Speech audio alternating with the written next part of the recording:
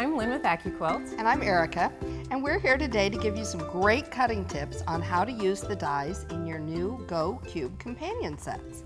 Right, and so there are 3 shapes that come in the companion sets. There's the chisels, the signature block, and then the drunkard's paths. That's right. So what we want to do is show you the differences between the different sets so that you've got a great understanding of what you need to do. Perfect. And have a great experience cutting.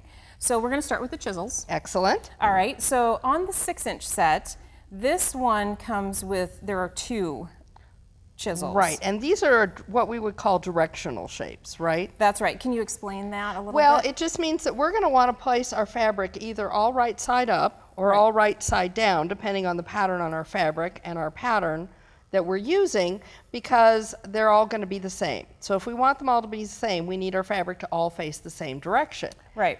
So that's really important in your pattern. So like on this pattern behind us, that all of the chisels are facing this way. Right, they're all going around and you can see that. And by the way, I love that quote.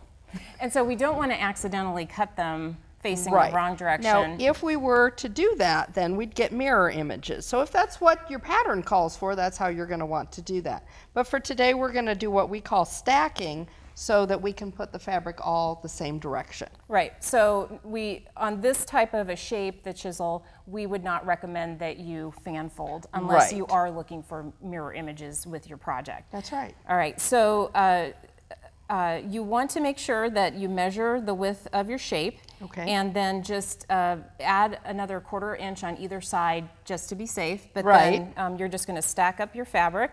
You lay your cutting mat on top, and then we're going to roll it through.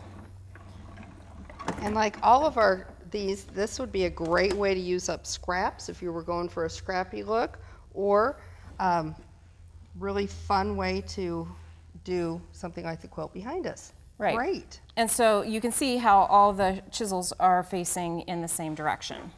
Okay. So then the next one we're going to look at is the 8-inch chisel. Okay. All right. And we've just got one on the die here. Right. So on the 8-inch, 9-inch, and 12-inch, it's just the one. Okay. But it's the same rules. Okay. Okay. So it's still a directional shape. Right. But we talked about on this one, we're going to show you if we put our fabric right sides together, but we're still layering, and we measured the width of our shape, and we've got the extra 1/4 inch on either side.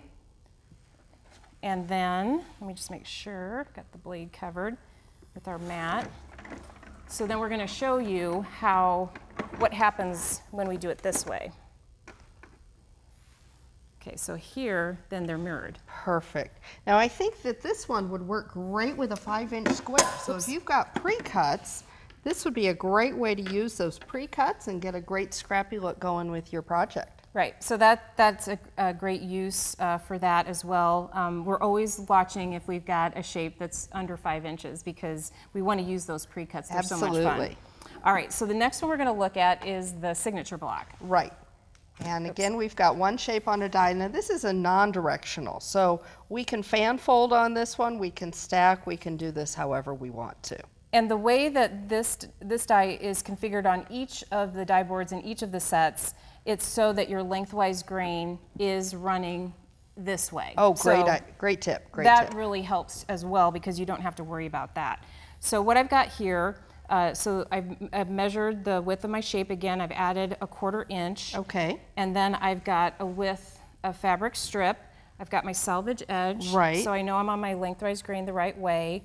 And then I can fan fold up to 6 layers, making sure I'm covering my blades. And it doesn't matter which one of our Go cutters, we're going to be limited by those 6 layers. Right. And it's great that these smaller 6x6 die boards work in all of the cutters. It is. Okay. Great. Slide that off. And then... Oh, super. And that, you know, that's a block that would be really tricky to cut with a rotary cutter. You know, so this is a great, and gosh, you're going to have your quilt done in no time with that. And I'm working right now on my own signature block quilt. Oh, are you? And I can tell you from personal experience that this is so easy.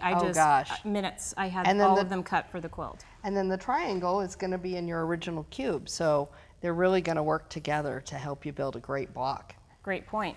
Okay, so then let's go on to the drunkard's paths. Okay. Okay, so we've got 2 shapes for the drunkard's paths. Okay. And the 12-inch, both the shapes are on one die board, so we're going to show you that here in a minute. Sure. But on the other 3 sets, they're each very similar to this. And again, this is also a symmetrical shape, so we don't have to worry about directionality. Perfect. And I think we could use our 5-inch squares again on this one. I think you're right. Yes, definitely. Great. We could do that on this one or this one. So both of them are charm square friendly. And then this is very similar to the signature block. We want our lengthwise grain running that way through the cutter. And we got a very similar size width of strip fabric here with our selvage edge on this side. And then I'm just going to fan fold again. And again, no more than 6 layers. Right.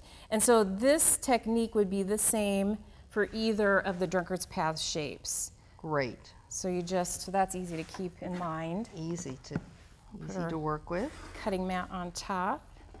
I'm going to roll my extra there fabric.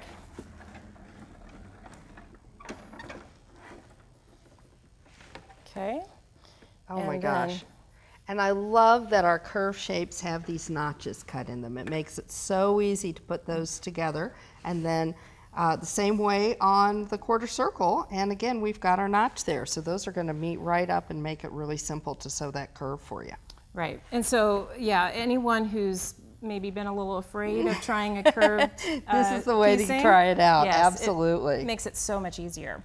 All right, so well, let's take a look at the 12-inch because this is, like you mentioned, we're going to have both of our shapes on the one die here. Yep. And so this is a bigger board. So while the 6, 8, and 9-inch cubes are going to be able to work with any of our Go cutters, this one is going to be, for the 12-inch, you're going to have a Go or a Go Big Electric. That's right. And this is perfect for your layer cakes. So if you want to layer, grab 4 layers in your layer cake pack, and then you put your mat on top. You've got an entire drunkard's path in one pass. That's great. Great tip. And we just wanted to show that if you've got scraps or you want to use strips of fabric, then you could also fan fold these. And you can either fan fold and cut one of the shapes at a time, you know, if you need extra of the arc shape, or you could, if you wanted, if we add this on here, you could cut both shapes at the same time, but you just have to be careful that where they cross over, that you're not more than 6 layers. Right. So you may only stack maybe 2 layers of each, and that's enough. So, and if you're using scraps too, that's another thing to be aware of, is that with the overlap, you want to be sure that you never go over those 6 layers.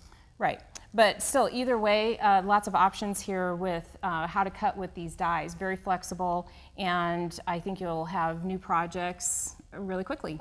Lots of inspiration here.